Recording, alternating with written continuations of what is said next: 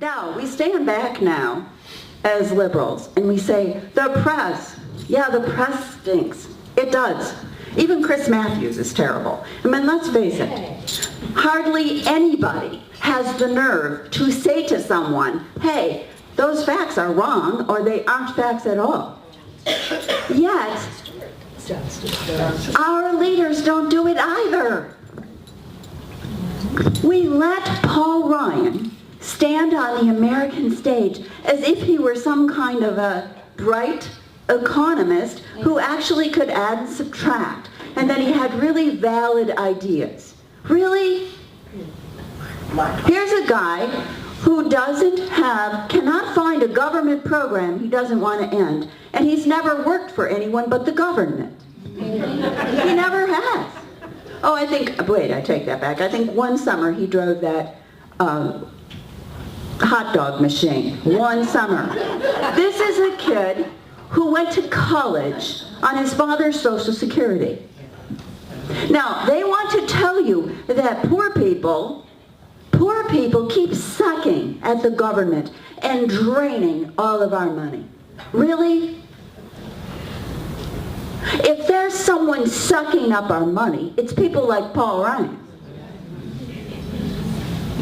And yet, every single 2 years, the people of Wisconsin re-elect him. Why? Why? Because they believe him. Yeah, they believe him, yes. Because the people who don't agree with him forget to vote. I live in Florida. Now, Florida, I want to remind all of my friends who do not live in Florida, if you would like to know what's coming down the road for you, you take a look at Florida. 19 years the GOP has run Florida, and it is a mess. It's sad, it's pathetic, and it's not getting any better. We have teachers paid 47th in the nation. We have kids crammed into schools because they closed all these schools and jammed all of our children into these big conglomerate messes. We test kids and test kids and test kids and have nothing. We have drained out of our children any love of learning. We have a legislature that gives themselves this thing called a leadership days, which means basically you sit in your office in Tallahassee and collect checks from anybody who wants your vote. Florida is probably as corrupt as any place on the planet. It's unbelievable. And everyone knows it. 19 years they've been in charge. We have no clean water. We have wrecked the Everglades. It's pathetic. Now, here's the really pathetic thing. There are more registered Democrats than Republicans in the state of Florida. That's right. I wish it weren't right. That's sad. It makes me crazy. Do you know, I lived in Florida about 4 months. And people who I'd met, Democrats, would call me and ask me who to vote for. I said, are you crazy? You're calling me. I just got here. But let me tell you who to vote for. In the case of Florida, if you have a breathing human being with a D after their name, that's who you vote for. It's easy. You don't even have to know anything, because in Florida, until you get rid of some of the Republicans, we're not going to discuss government at all. So, this is what's happened to the great state of Florida. It's awful. And if you look at the South today, you'll see the old Confederacy is exactly like Florida. We literally have a bright red Confederacy. And they are armed to the teeth and itching to take out the feds, along with all the minorities and most of the women. Yeah. I have friends, African American friends, women in particular, who say that they are suffering the most awful indignities again, coming out of the mouths of these brats. Men and women whose hatred has been unleashed in the last 6 years in ways that I find to be utterly horrifying. And I'm a white woman. I'm angry that we've unleashed and allowed to happen this hatred in this country, this rage and this anger. And why? Because we never believe these people. We always think, oh, you know what? That's as bad as it'll get. That's as bad as it'll get. When Benghazi happened, we thought, oh, they'll never impeach him. They can't. They can and they will. Look at what happened to Bergdahl. Look at what happened to the President of the United States. And to that young man who knows what happened to him.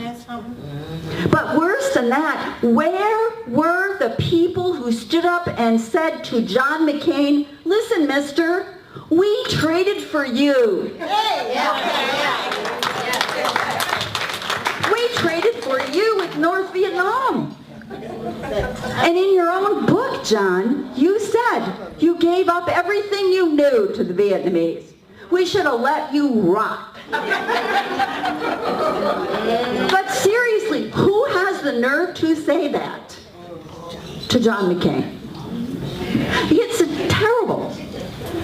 We tried this guy on Fox News last Sunday, or the Sunday before. They were saying that the death penalty should be on the table. For what? We haven't tried him, we haven't charged him, we haven't investigated anything, and in the next breath they say, and the president should be impeached. The problem is, they're not crazy. They're working their plan. I wish they were crazy. Crazy people are one thing. Crazy people, honestly, you can defeat crazy people fairly easily. These people aren't crazy. They have a plan. I think their plan is really evident right now. They're going to impeach President Obama. They won't remove him from office. They don't have the votes in the Senate, and they won't have them. But they don't need that. They will have 2 more years of a government that does nothing. And what happens in America when the government doesn't do anything? Americans know one thing. They know what party controls the White House, and that's all they know. And that is our fault.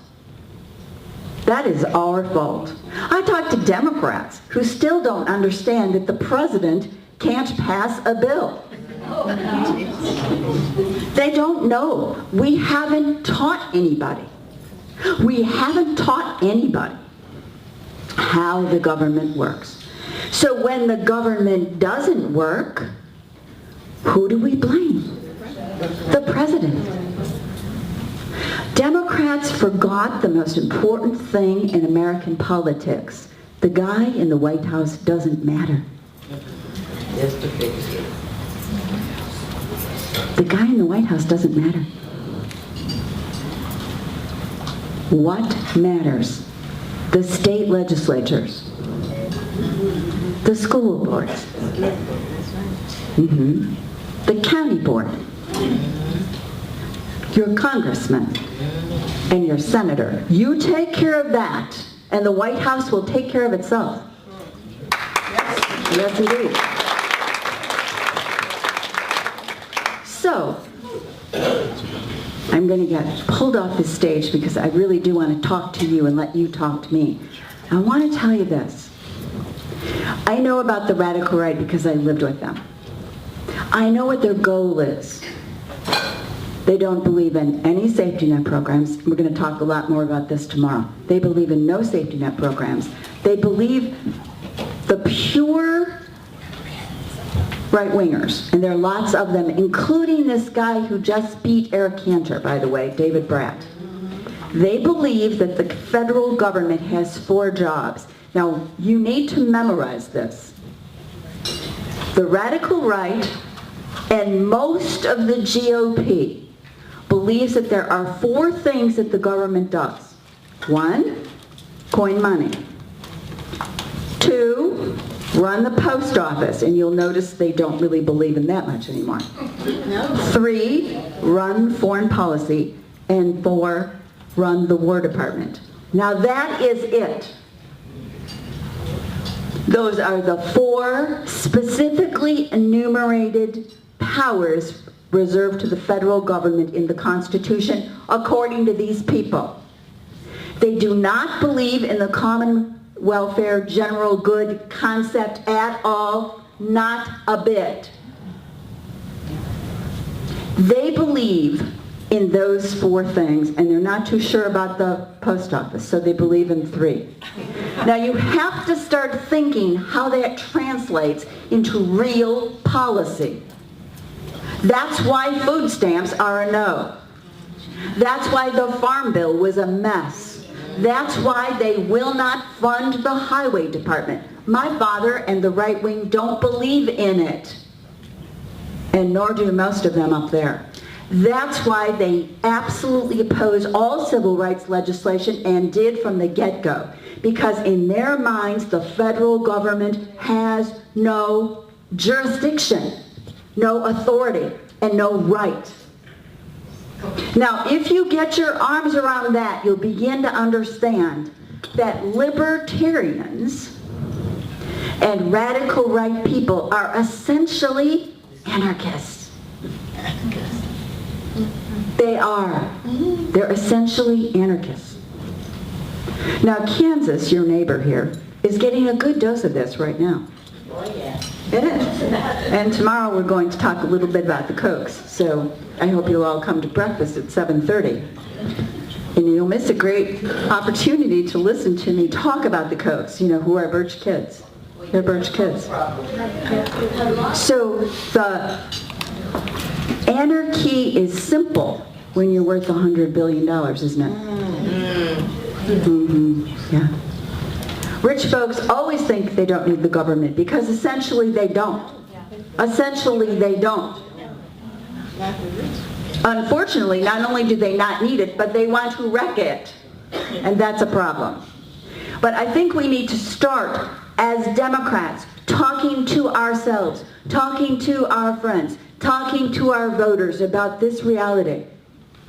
The middle class and the working class in America, without government protection, support, and investment, will be controlled by radical right-wingers, religious fanatics, old John Birchers, and people like Paul Ryan.